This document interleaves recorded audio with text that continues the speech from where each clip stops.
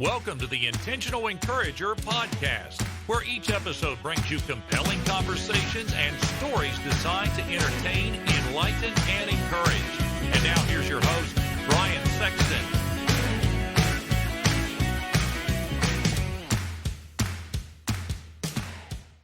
And welcome into the Intentional Encourager podcast. I'm your host, Brian Sexton. Thank you so much for joining us again today.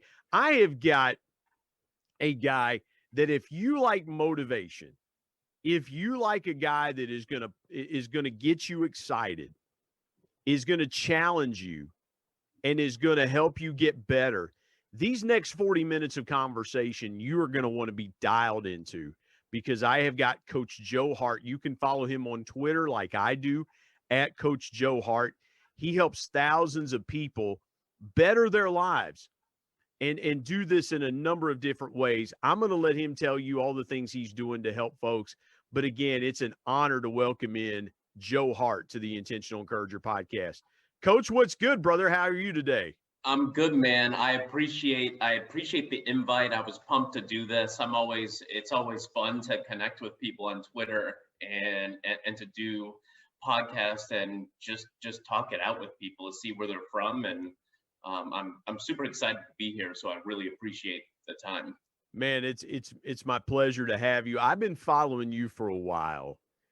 And the thing that I love is, and I'm going to start here with you, you always ask the question. You ask this question multiple times a day. How did you get better today? Where did that come from? And what's the intent behind it? Because I look at it and I say, well, how I got better today is in XYZ.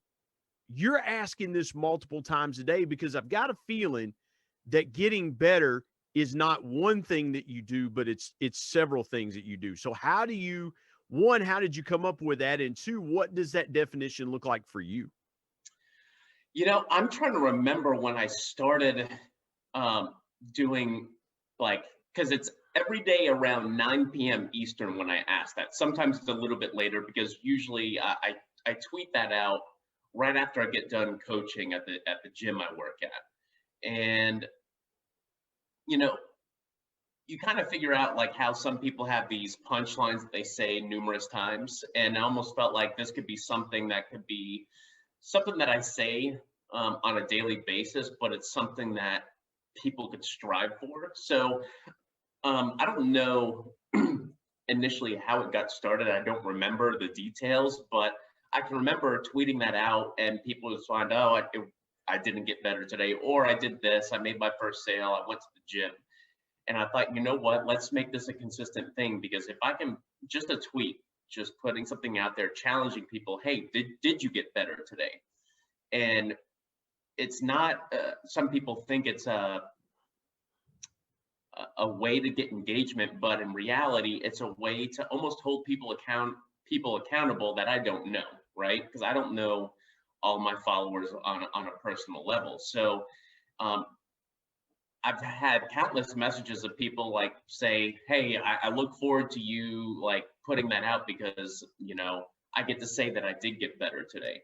And kind of like what you were talking about as far as improving, like a lot of people think that they have to improve by like 10% or 50% a day in multiple aspects of life, when in reality, like the goal is like just a small, tiny percentage, like 1/10 of 1%. And it doesn't have to be across 10 different aspects of your life. You know something, I got to jump in there, man. I'm so glad you said that. You're a coach. Obviously, athletics has been a big part of your life. I've been around athletics the bulk of my life and follow it. I love what you said there. It's not a team, and as we record this, the Super Bowl was 2 days ago. Right. The Tampa Bay Buccaneers made one key offensive change in their team. Now, granted, they added Leonard Fournette, a running back. Right. The key offensive change that they made, they didn't change their wide receivers. They lost their tight end, O.J. Howard. He was out for the season. But the single biggest offensive change that they made was the guy under center. And that was Tom Brady. They changed one part ended up winning a Super Bowl. Sometimes in life, coach, it's one play that wins a game. It's Right. not, well, we won by 40. You don't have to win by 40, man. The rules say you win by 1. You win by Right. 1 point. And I love what you said there, man. I had to dial in on that because you're so right. A lot of people think that change or improvement has to be in bulk increments when really it can just come if you did one thing better today than you did yesterday. How important is it to get people over the mindset of bulk improvement versus singular improvement? I think I think this could go a lot of different ways, and I talk about it a lot.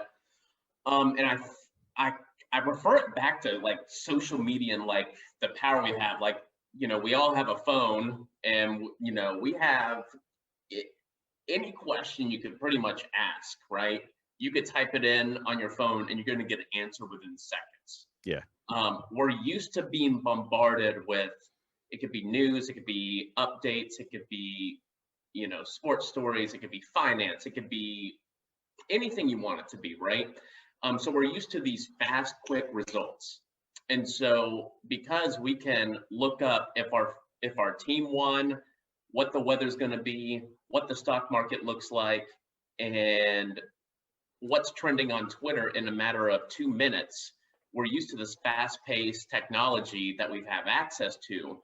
And so when people go about like improving their overall life, they're used to this fast-paced environment that they think that these changes should be fast-paced and they should happen overnight. And I always say, like, people overestimate what they can do in a week or a month, but they end up underestimating what they can do in a year. And so, like, a year sounds like a long time to people, but as you get older, I mean, the years fly by even faster. And my main focus is, I think, the comparison of yourself to who you were in the past is the only comparison you should make. I don't compare myself to other people. When I did do this, I found myself discouraged, disappointed in what I was doing. And this is not too long ago. This is 3 or 4 years ago. I was comparing myself to people I graduated college with, my friends from high school. What were they doing? They were running this business. They got this promotion. They were having kids. They were married. And it was an easy outlet to become down on myself. When in reality, all it took was for me to take a look at the mirror and say, you know what? No more comparisons to them. I care about them and I care about other people, but I'm going to focus on me, because if I focus on me and I can change my life, then I can effectively help other people potentially change their life if they want to. Because if you're unhappy, you can't really make other people happy. That's exactly right, man. I love that you said that, because I always tell people, I say, look, encouragement is something you're going to give a ton of and not get a ton back. And Right. so it's counterintuitive, coach, to what people what to your point about being bombarded with fast, quick results. It's counterintuitive to that. And here's something else that I say: you cannot encourage or coach or motivate anybody else unless you're encouraged and coached and motivated yourself. It has to start inwardly before it starts outwardly. What do you think is the number one, though, when you coach clients? What is the number one detriment that stands in their way from going from where they are and just taking one step toward where they want to be and improving themselves? What's the one thing that stands in people's way? Oh, I'm gonna go with like the comparison to well, I would say when people first start, right?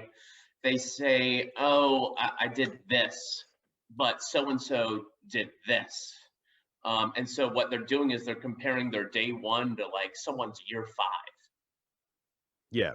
and they haven't gone through the process.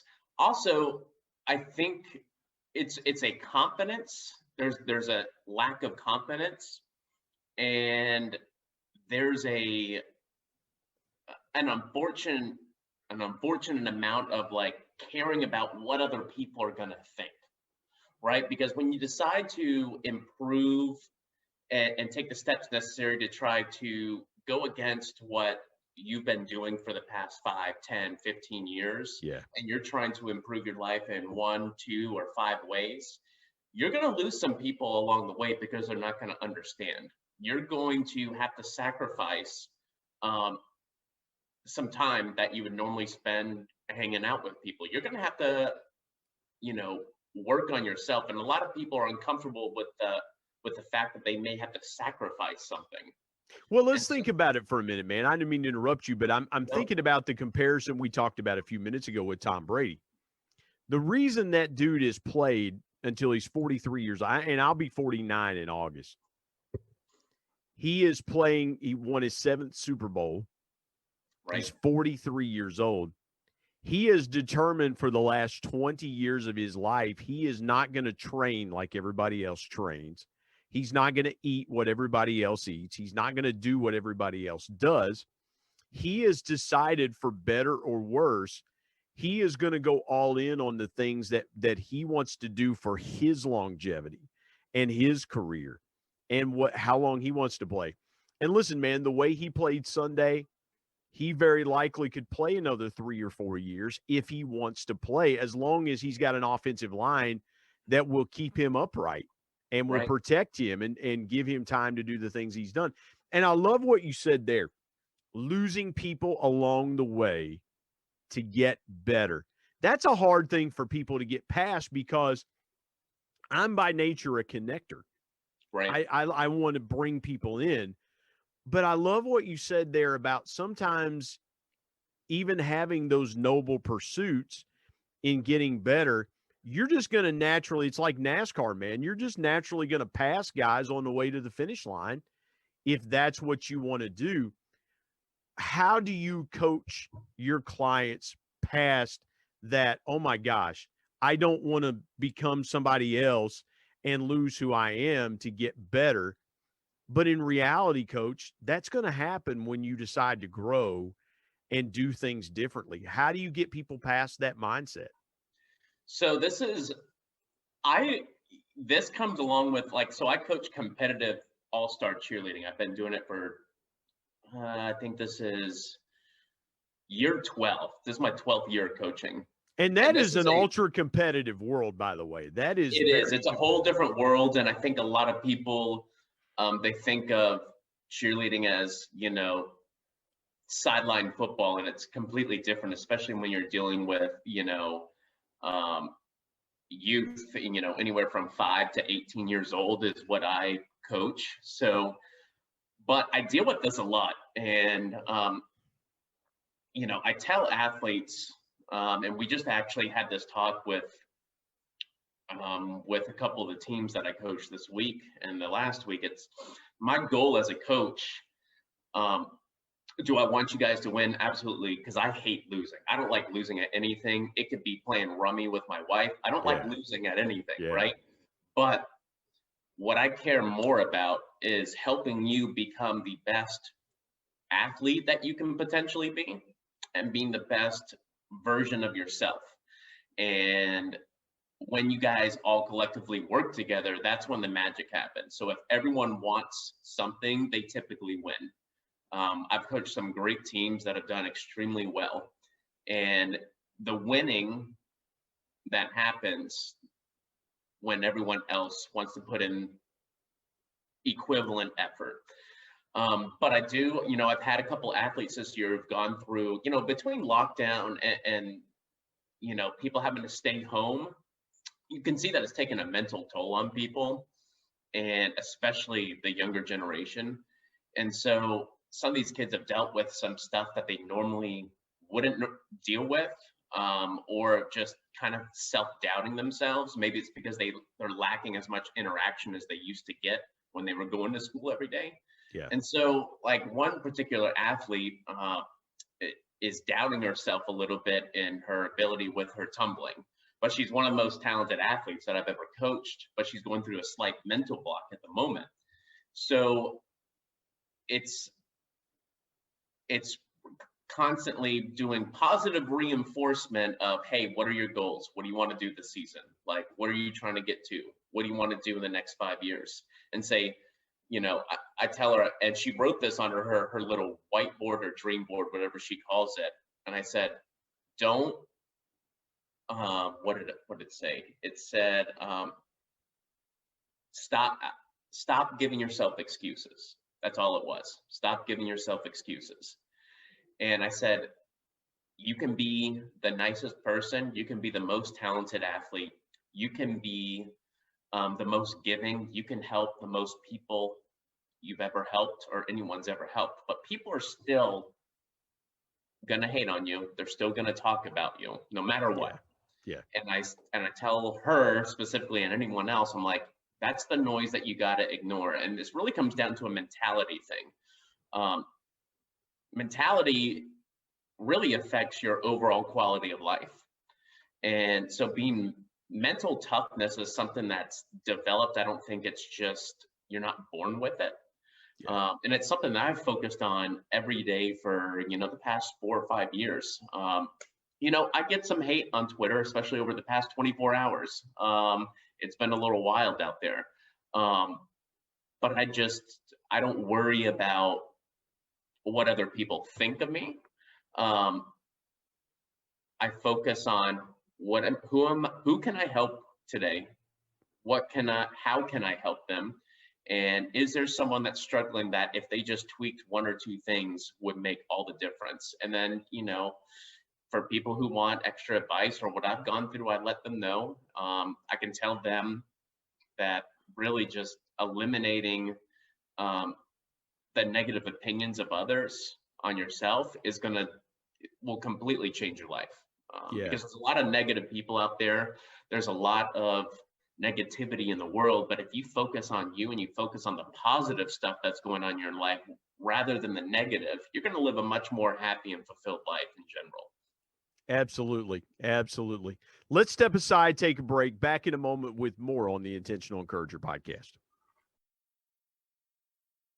Hey, everybody, Brian Sexton here. I want to tell you about our sponsor, SEO National. SEO stands for Search Engine Optimization. Now, what's that, you might say? Well, search engine optimization helps you show up higher on search engines in front of paying customers for words that you as a business owner can monetize. What a great concept. SEO National is owned by my good buddy Damon Burton, who's been a guest here on the Intentional Encourager podcast. Not only has Damon and his team worked with businesses of all sizes, from e-commerce startups to NBA teams and Shark Tank featured businesses, but more importantly, Damon and his team are about transparency, trust, and providing lifetime value. So much so that he still has his first customers after opening SEO National 14 years ago. Let me give you some intentional encouragement and call Damon and his team today at 855-736-6285 or go to www.seonational.com and get a free quote.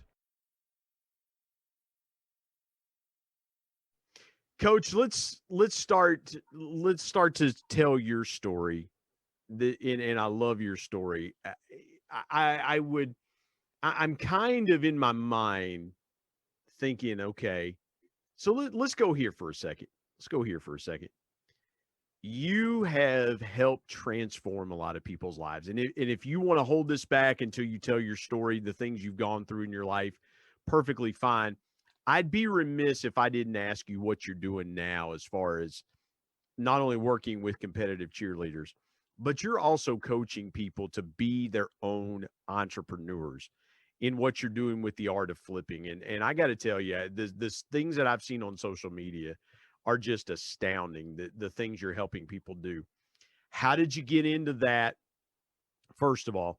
But second of all, was there an unintended benefit that came from it that you said, man, I had no idea this was going to come from what I'm doing and teaching people how to flip?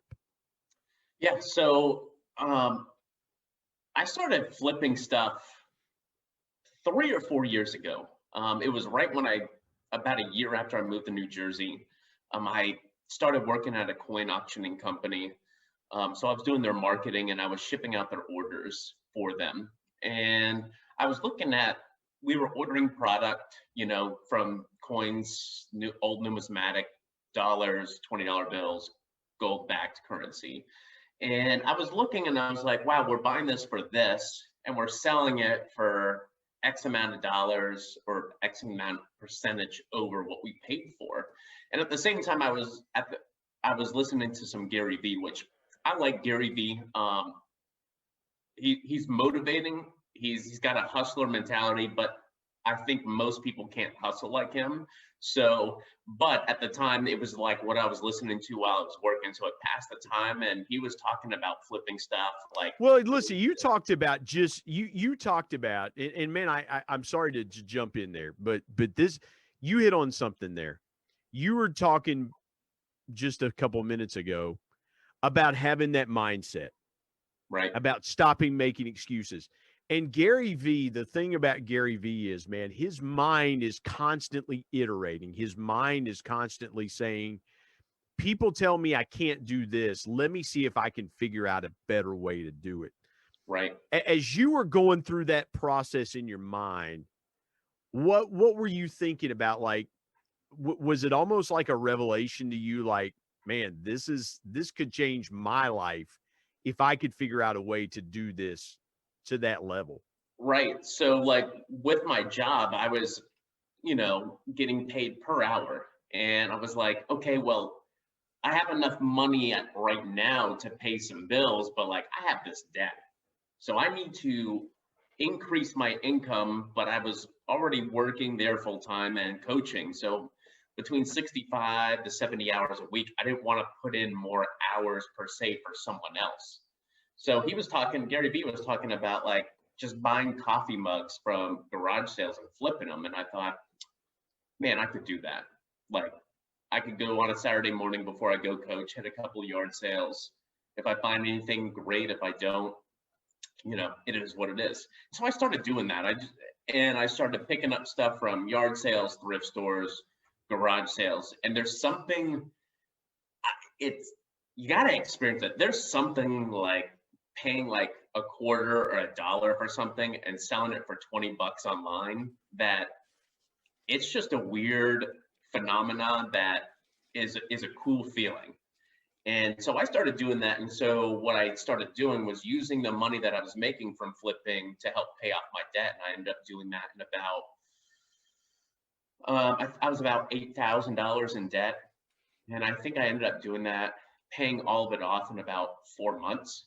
So that's when I started thinking, and I was on Twitter, I thought, I wonder if other people would be interested in this. So I ended up running a poll one day and saying, if I created something, how I'm making money from flipping, would people be interested? And 80% of people said yes. And I thought, wow, I'll just create it. I don't know what I'm doing, but I'm going to try it. Yeah. And so I created the Art of Flipping. I released it January 24th of 2019. I'll never forget it because that's the first day I made my first online sale with an e-product. And when that sale came through, I thought, wow, this is crazy. Like someone off the internet who has no idea who I am, never met me in person, bought this off me. And it's funny, that person is actually one of my moderators now for my reseller group, but we'll get back to that. Yeah. So it's that's how it started. And I continued to flip, showed people what I was flipping from different estate sales, garage sales. And then last year the pandemic hit, things started getting shut down. And I started to pick up on things at retail stores that were selling for decent money. And I thought, you know what? I wonder if I started a reseller group, like, would people be interested? I thought, it'd be cool to have 50 because people. People are always in an appetite to buy, even in a recession, even in a pandemic. People are always having the appetite to buy, because the thing of it is, Coach, is that people were still buying products from retail outlets. In a lot of cases, they just either weren't able to go or were gun shy about going because, of being around large crowds. And I think retailers, and we saw this at the mall that I live about 6 minutes away from a mall. I walked through the other night with my wife, and that mall's been open for 40 years. Mm-hmm. I've never seen the amount of open retail space in that mall that exists right now, because people are just shifting their priorities to buying online. They're still buying things. To your point, man, they're still buying. When you were I got to go here for just a minute. Were you more excited about the money you were making or the debt you were paying off? Because I got to think that the impetus, what you said was, hey, I wanted a way to pay off I had $8,000 worth of debt. And some people, Coach, would say, man, I'm more excited about getting rid of that debt. What was it for you? Was it making money or getting rid of the debt that was your fuel? I think it was a combination, to be honest. Although, like let's say when I would make $1,000 payment, it was like in my mind, I was like, oh man, I'm about to spend $1,000 on a credit card payment. But at the same time, you got this kind of high when you make that payment and the next day you see that your balance goes down by 1,000 and you're like, okay, well, I just need to do this 7 more times, right? And so it was a combination of both. It was like, okay, I'm making money like just buying stuff that people have no idea what they have, and I'm paying off my debt. So if I can get to debt free, then I can focus on like spending a little bit more time on this. And then I can start teaching people, whoever wants to learn, how to do the same thing. And so that's what happened with the resale group, PFP, which is Products for Profit. We started it at the end of March of last year. And I had a goal of having 50 to 100 people. Like I thought it'd be cool to have 50 or 100 people in it. And it grew extremely fast. We're about 10 months in, and we're at about 1,300 members now. And see, what you're doing, man, is you're giving people intentional encouragement. You're giving people hope. You're fueling them to say, hey, look, you can, if you want to keep working your full-time job, God love you. Yep. If you want to do this and you want to take it to the next level, take me to that moment. I have to assume that it did well enough for you that you were able to leave the coin auction company that you were with. What was that moment like for you when you quit your real job and decided, man, it's time to take this all in? What was that moment like for you, Coach? Now I can say, so I got let go of that job back in, that was May of 2019. So this is almost a year before like the reseller group started. Business wasn't going well for them at the time. They were having some back end issues, and I knew that I was technically their highest paid employee just because I had been there for a decent amount of time and I showed up consistently. And I went in on a Friday to start my normal work of shipping out orders and doing email marketing for the weekend auction. And one of the owners pulled me aside and said, hey, just business isn't good. We got to let you go. And I was already actually planning on leaving later on that summer, but I said, okay. And she asked me if I was going to be all right. And I said, yes, ma'am. Good luck with everything. And I left. And it was one of the most happy days of my life. And it sounds crazy, but it felt like for the first time in a while, I had control of like, okay, well, this is a little nerve wracking, but like now I have time to do, I can spend more time doing what I enjoy on the side, like flipping stuff and, scouring Facebook Marketplace and going to these thrift stores. I was excited. I jammed out in my car on the way home. My wife was freaked out. She was like, how are we going to pay bills? I was like, we already make enough. I make enough on social media right now to where we break even. So everything else is just gravy. So It was a little nerve-wracking, but it was one of the best days of my life. And from that point on, it changed. And before, there's nothing wrong with working a 9-to-5 job. I worked many. It just me, I get bored easy. I would be at a job 9-to-5 for a couple of years and think, I got to try something new, and I move on to something else.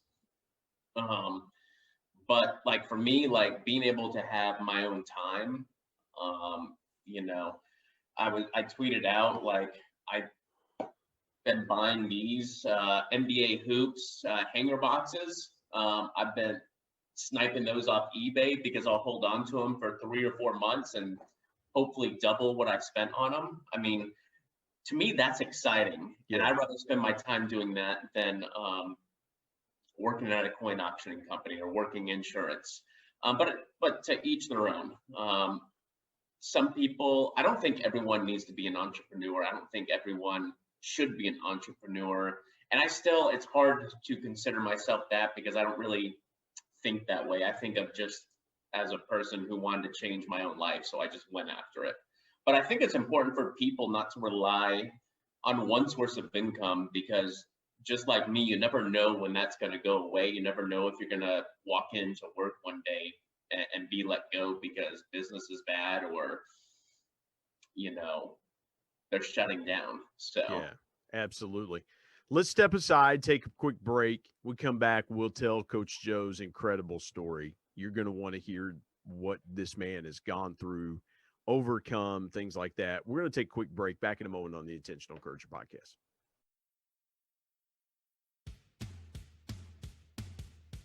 Hey, everybody, Brian Sexton. I want you to go check out my new book, People Buy From People, 10 Powerful People Lessons from the Ultimate People Person, my dad. My dad was the ultimate connector and the ultimate intentional encourager. And he shared with me 10 connecting lessons that I'm going to share with you in this book, interwoven with stories and personal anecdotes that will help you really see what connecting is truly all about. If you want to be a more powerful, stronger, deeper connector, whether you're in ministry or leadership or sales, you own a business, whatever you want to do that connects you with people and you want to connect with them stronger, deeper, and more powerfully, People Buy From People is for you. I want you to go to Amazon.com and search People Buy From People, Brian Sexton, and it's available in paperback and Kindle, and coming soon, excited about this, coming soon to Audible. Thank you in advance for picking up a copy of People Buy From People. And now let's get back to a great conversation here on the Intentional Encourager podcast.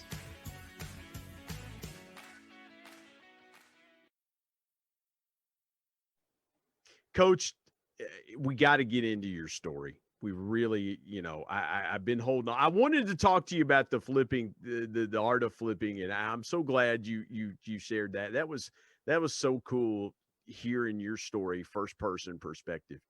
Take me as far back as you want to take me from point A to point B, and just talk about your life story, some of the things you've overcome and things like that. I would say I would have I don't have anything like too crazy about my life. I grew up in Georgia. I have a brother and sister.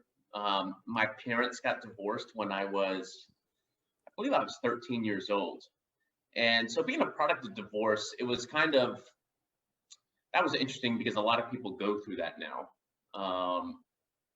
I forget what the percentage of divorce rate is at 60% or something outrageous. But I can remember when my parents told me, I was very confused because growing up, I never saw my parents fight, not one time. And so I was very confused at why it was happening. But I am blessed because through their divorce, I don't think divorce is a good thing, but their divorce is one of the best divorces that can happen because they actually both always lived close to each other so that we could still attend the same school. They always supported each other. My dad helped my mom, even after the divorce, help her get through dental hygiene school. And like at holidays, when we all come home for whether it's Christmas or Thanksgiving or something else, we all still hang out together. So for me, like the divorce could have been way worse. It could have been out of hate and spite, but they still loved each other and still put myself and my brother and sister first. So I am thankful for that. So it could have been a lot worse as far as divorce goes. But so I was a product of, later on divorced family. But growing up, I played baseball my whole life. And my sophomore year, I finished out on varsity. We made the Final Four in state. And after that, I decided that I didn't want to play baseball anymore. I liked it. I didn't love it.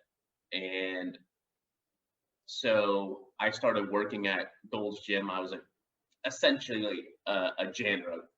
They called me a floor associate, but I was just cleaning. And so I started working when I was 16. Worked 5 days a week. Did that. I missed out on a lot of stuff like football games, like, high schoolers love going to football games and stuff. But especially in Georgia, man. It's football's big there. Football is big. And so I missed out on that, but I didn't feel like I missed out, because I was like, okay, well, I'm setting the base on not that I want to work at Gold's Gym the rest of my life, but like, I enjoy working hard. I enjoy working, these hours, meeting some people, training with some people, and getting paid for it. For me, that was fun. And so while some people saw it as I missed out on something, I see it as it built the base for who I am today. And so I ended up going off to college, the University of Dayton in Ohio.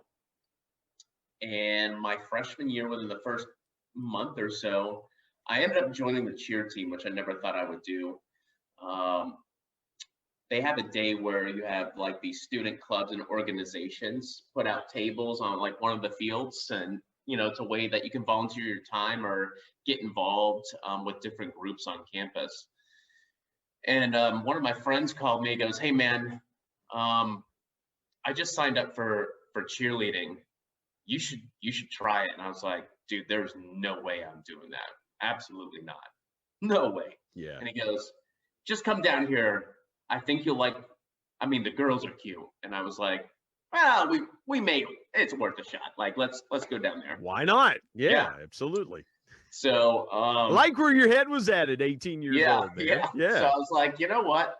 I went down there, and one of the guys, he goes, "Are you interested in doing this? Or would you be interested?" I said, "Honestly, like, I have no experience doing any of this whatsoever." And he goes, "You don't need experience. We can teach you." And so I went to practice the following week. One of the most awkward times I've ever felt. It was just very different than what I was expecting. But I stuck with it. Ended up becoming low-key obsessed. There was something about the physicality of like stunting and tumbling and working out to be prepared to do what I needed to do. And I became obsessed with that. I ended up being captain of the team my senior year.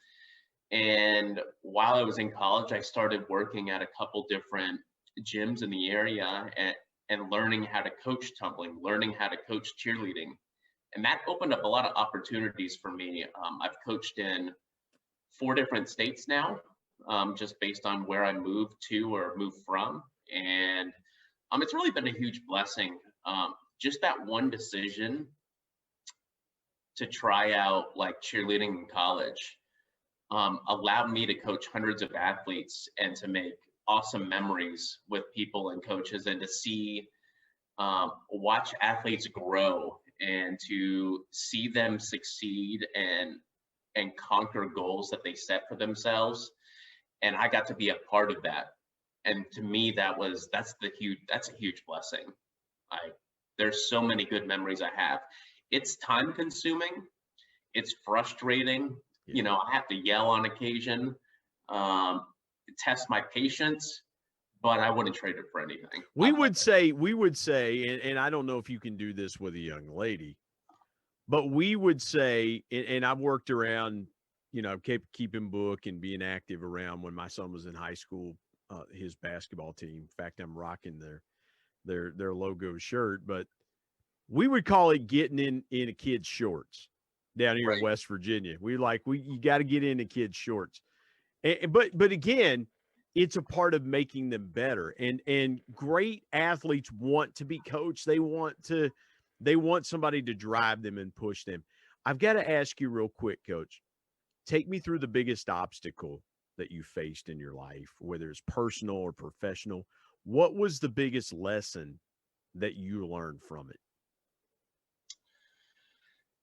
This is going to be a little different because I can't say it's going to be a specific moment, but it was when actually right when I got to New Jersey. I was just recently married, and honestly, the biggest obstacle for me was myself, because I was attempting to day trade and I lost money, and I was feeling really down on myself. I was feeling really negative.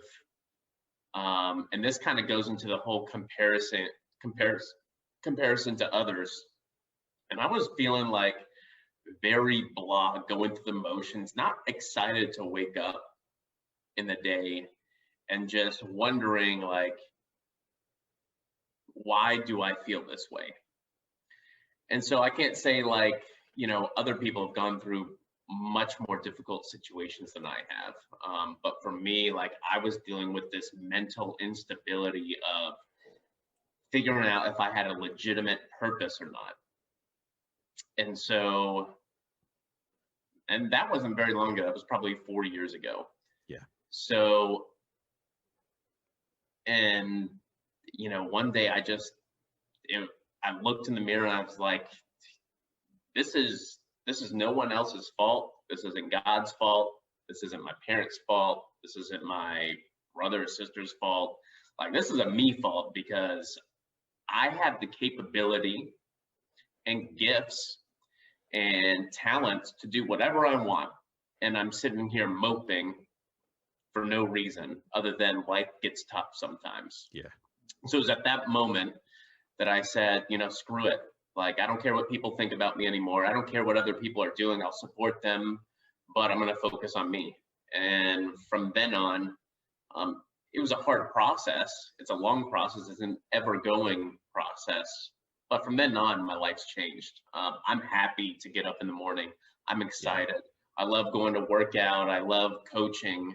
I like seeing people win, whether it's a small win or a big win. I like seeing people get better. I thrive on seeing people get better. Yeah. Well, you have to decide, and that's the thing, Joe. You have to decide what your purpose is and be all in on it. Otherwise, everybody is going to give you, and that's what I say to people all the time. When you're going through something, you don't need more expertise, because more expertise just rattles around in your brain. But encouragement actually opens your mind, and you go, yeah, that's possible. Right. That gives me something to strive for. So in that vein, share with the folks your biggest piece of intentional encouragement. Honestly,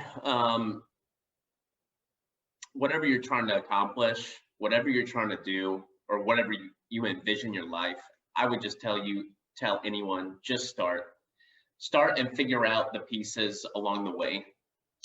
People are so scared to fail, or so nervous about what other people are going to think if they fail, that they never start at all, which in itself is failing. And so just start. Obstacles were meant to be overcome. They're not meant to hold you back. So just start. And when something comes along that's going to be a bump in the road, ask for help if you need it. Figure out a way to get around it, to get over it, to build a bridge over it, and keep it moving forward. There's always going to be obstacles in your life, but I think people allow the fear of failing to prevent them from living out or becoming the person who they're supposed to be. Yeah, man, that's so good. Just start, figure it out along.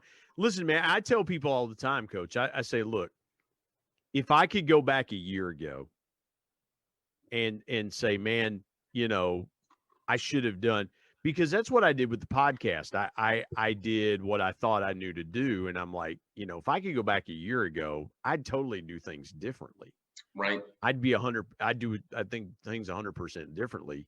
You just have to figure it out along the way, man. What tremendous encouragement. Thank you for that. Tell folks how they can connect with you. Cause I'm sure people are going to want to connect with you. And again, if you want to pick up a little extra money on the side, this guy can help you do it. Coach Joe, tell folks how they can get in touch with you. My main platform that I'm on is Twitter, so that's at the Coach Joe, I believe. Let me double check that and make sure. Yeah, I needed to pull that one up myself. All right. I'm sorry. It's at Coach Joe Hart. I'm also on Instagram, and that is _Coach_Joe. And then I also have an email list that I send an occasional email to. That's in my bio on Twitter. But those are my two main platforms. But Twitter is the one I'm most active on. Yeah, again, I had to kind of look at that myself and see that, because I want folks to reach out to you and connect with you. And man, this has been so much fun. I've been looking forward to this because I've been following you for a good while, and connect with him again. If you want to do something a little bit different, I bought the Art of Flipping, and he retired it back in December, and I was like, I got to get this before he retired it. So I have gotten this before he retired it. But reach out to him if you want to get involved and do some of that. Mention the group on Facebook if you would. I mean, you mentioned the reseller group if folks are interested in possibly checking out that site as well too. Yeah. It's just called Products for Profit. It's on Gumroad, and it's a subscription base. It's a monthly fee, but you're going to have access to myself and 10 other moderators. We got a great community going. We're relative we have a US group, a Canadian group, and a UK group. Yeah. And we got some exciting stuff coming along for this year. So I think it's going to be awesome. It's been an amazing journey. I've learned a lot about myself, and I've learned a lot about people. But it's going to be a profitable year for a lot of people. I'm excited for them. I believe 100%. I believe 100% it's going to be. Coach Joe Hart, man, what a blast this has been being with you today, man. I appreciate you joining me on the Intentional Encourager podcast. Thanks, man. I appreciate the invite. Really enjoyed it. Was looking forward to it, and I'm excited, man. Thanks again.